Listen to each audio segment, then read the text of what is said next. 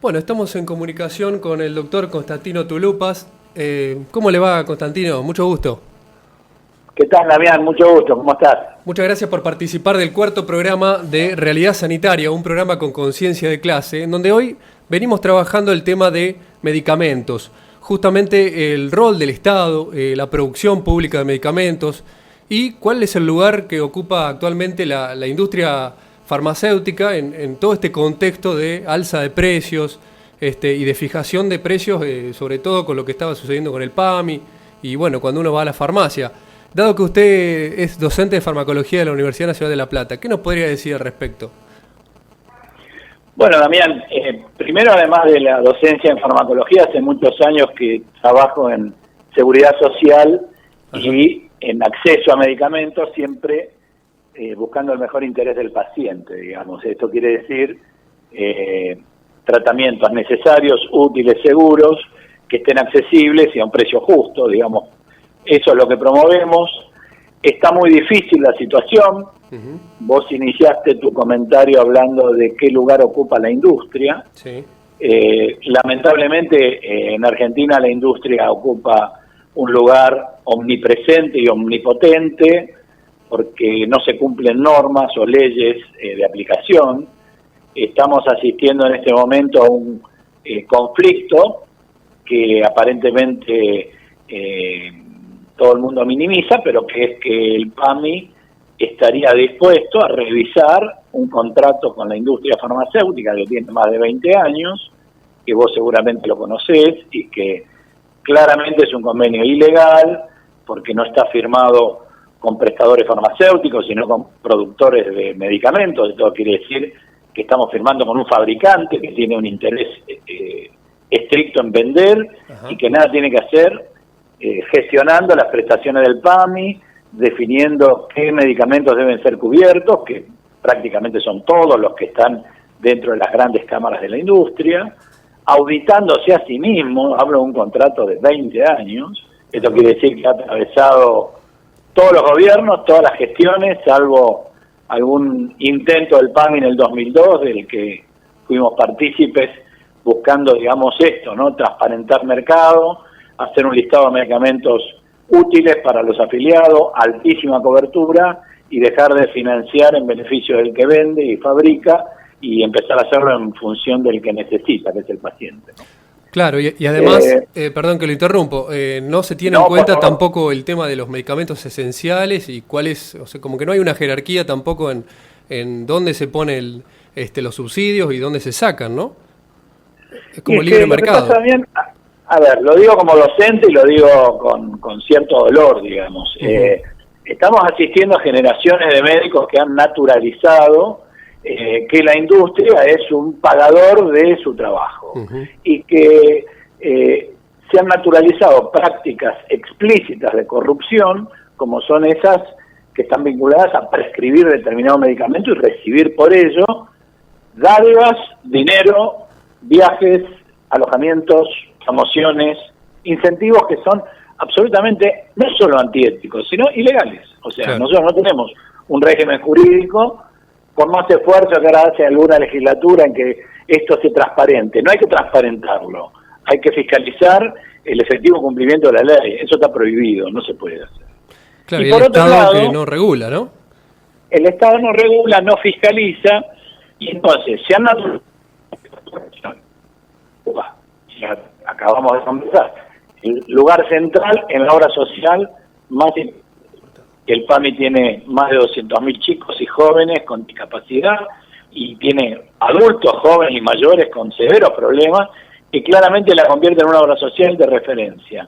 Uh-huh. En lugar de que el PAMI, desde hace 20 años, regule el mercado de medicamentos, haga lo que vos decís, Damián, un listado de medicamentos esenciales que podríamos ordenar en un formulario terapéutico, como vos has visto y has cursado en tu materia, uh-huh, y a partir de ahí decir, bueno, los medicamentos esenciales, según la OMS, son los prioritarios, los que producen mayores beneficios clínicos, los que siempre tienen que estar asequibles y los que siempre deben estar, independientemente de su costo, a disposición del paciente que los necesita.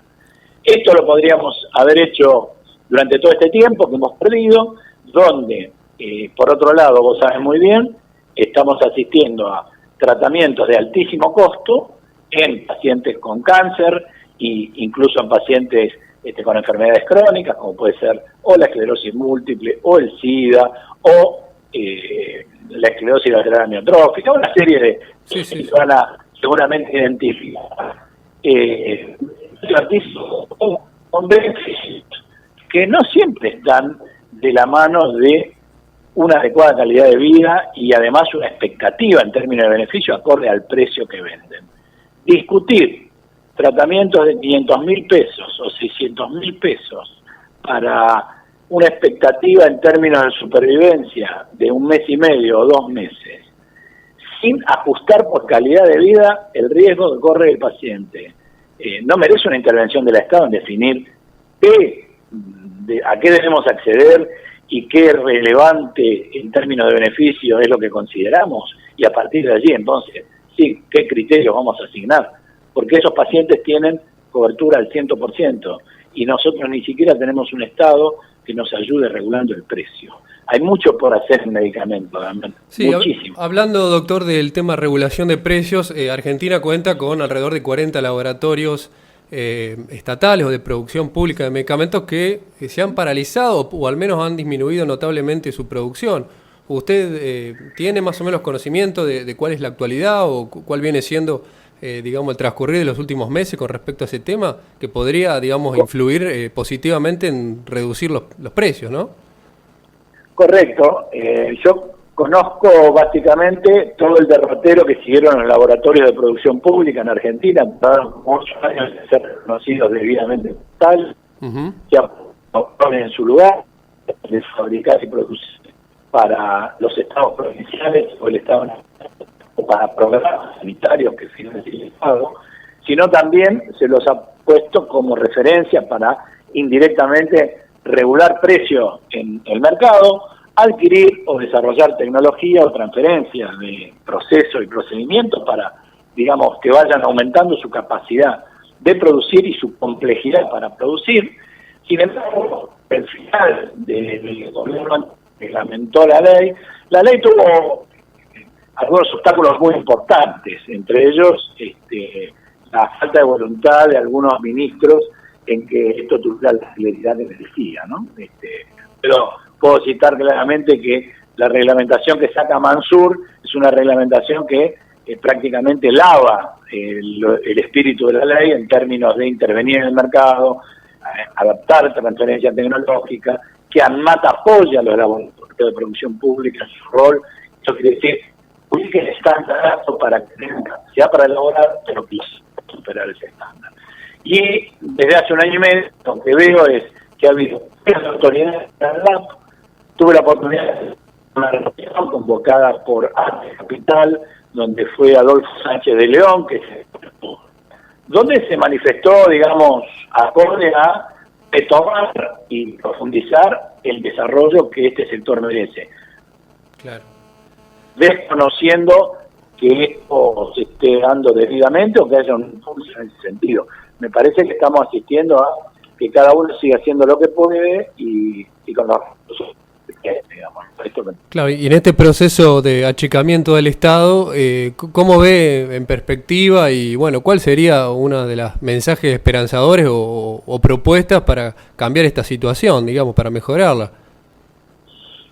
Yo creo que hay roles, digamos, nosotros solemos confundir al Estado con el gobierno. El gobierno es el administrador del Estado, pero los Estados deben, serios, que tienen resultados sanitarios de referencia. Puedo nombrar Canadá, puedo nombrar el Reino Unido, Australia, Alemania, Francia, España mismo, tiene un Instituto Nacional de Salud que está del devenir del funcionario del gobierno de turno, o más allá eventual. Y en Argentina estamos absolutamente acostumbrados que cambian los gobiernos, cambian los funcionarios, y algunas políticas como las que criticamos al comienzo, que es que la industria esté a cargo de definir qué se cubre, poner el valor que pretende cobrar, indicar para situaciones que no son las que ajustan debidamente a lo que la ciencia propone en términos de beneficio, y controlarse a sí misma, parece que hasta nosotros no hacemos en la industria del idioma, de la influencia que tiene en la superintendencia, lugares donde sabemos que la industria, atravesando a todos los gobiernos, estoy diciendo, Daniel, Ajá. Por momentos se escucha un poquito perdida la señal, pero alcanzamos a escuchar el tema de la regulación de la industria. ¿Y qué rol ocupa el ANMAT, por ejemplo, en todo esto? El ANMAT, digamos, las agencias de regulación, habrás oído nombrar que se está buscando, se pretende hacer una agencia de evaluación de que incluso iba a salir por ley, ahora parece ser que va a salir por decreto. Uh-huh. Nosotros en Argentina confundimos tres cosas. Un medicamento aprobado por ANMAT se supone que cumplió un requisito que es haber probado algún beneficio en una determinada situación clínica. Uh-huh. Puedo decir desde un antihistamínico para el resfrío, para decir algo simple, o desde un medicamento para el cáncer, como decíamos hoy, que podría, por ejemplo, o producir un control de síntomas, o la curación, o prolongar la vida, bueno, cosas mucho más complejas. ANMAT lo que hace básicamente es autorizar a que sea comercializado. Claro. Eso no implica que lo que se comercializa deba ser pagado, en primer lugar, o por el Estado, o por la Seguridad Social, o por las empresas de medicina prepaga, si sus beneficios no tienen la relevancia y la importancia que deben tener. Porque además solo mira un medicamento que puede estar destinado a un problema de salud, como bien sabes, Damián. Ahora, hay una cuestión mucho más clara. Para ese problema de salud, cáncer de pulmón, te puedo poner como ejemplo, sí, tenemos muchos medicamentos que producen el mismo beneficio. O sea, nosotros tenemos que claramente, ANMAT es una agencia hecha a medida de la necesidad. Registra medicamentos. En absoluto es un estándar para definir prioridades sanitarias. Si vos lo llamás al doctor, por ejemplo, que está a cargo del ANMAT, un farmacéutico de muchos años, o muchos años a cargo del ANMAT, y los medicamentos, te podrían decir precio del medicamento porque no le cumple. Si le preguntás cuál sería el mejor tratamiento para los problemas de salud más importantes, podrías preguntarle o por la hipertensión o por la enfermedad coronaria, él te dice más definir cuáles son los mejores tratamientos. Va siguiendo la idea, Daniel. Sí, correcto. Sí. Entonces, ¿qué es lo que está sucediendo? ANMAT es una agencia que registra medicamentos para ser comercializados. Claro. A partir de ahí, controla la calidad con la que se elaboran. Después, los médicos, las organizaciones como los hospitales, o simplemente las obras sociales, las empresas de medicina prepaga y el propio Estado, tienen que definir de la cantidad de medicamentos que se comercializan, y esto es lo que vos decías en términos de medicamentos esenciales, cuáles son los prioritarios, los esenciales en términos de que deben además estar con cobertura plena y accesible para todo el que lo necesite. A ver, un embarazo hoy no puede privarse de recibir ácido fólico para prevenir defectos en el niño. Un paciente que hoy tuvo un infarto no puede no recibir una estatina.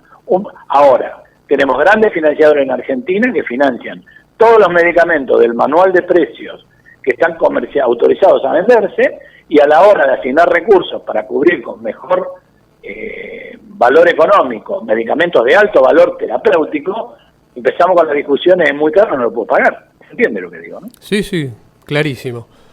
Bueno, doctor, le agradecemos enormemente. Sé que estaba manejando y que hoy tiene el partido de Gimnasia. ¿Cómo le voy al resultado? ¿Gana el Lobo? Gana el gente a veces. Bueno, es un compromiso con mis hijos y, digamos, esa es impronta ética que te da la pasión del fútbol que no podés violentar. Así que nada, agradezco el llamado, a tu disposición. Bueno, seguramente lo vamos a molestar en algún otro programa bueno, muchas gracias. Cuando vos quieras, Damián, un gusto enorme. Un abrazo enorme. Hasta luego. Que ande bien. Gracias. Chao. Igual.